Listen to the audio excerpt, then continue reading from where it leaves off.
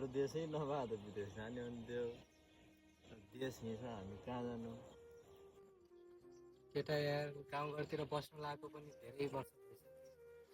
केही प्रगति पनि देख्दिनँ म त। मेरो गाउँमा बसेर केही होला जस्तो लागेन। अब विदेश जानुपर्छ जस्तो छ। के छ त्यो विदेश जाने के गर्ने।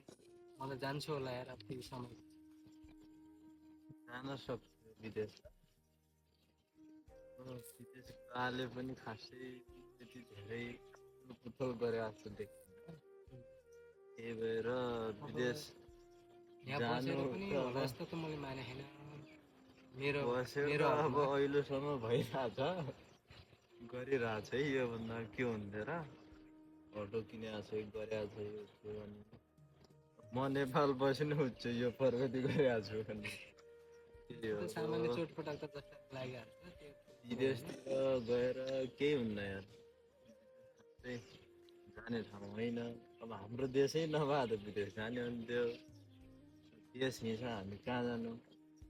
त्यही भएर यतैतिर केही गर्नुपर्छ गर्नु त विदेशभन्दा गर्ने पनि। अब के पो गर्ने त यतातिर नगरे पनि होइन। जति गरे पनि पार लाग्दैन।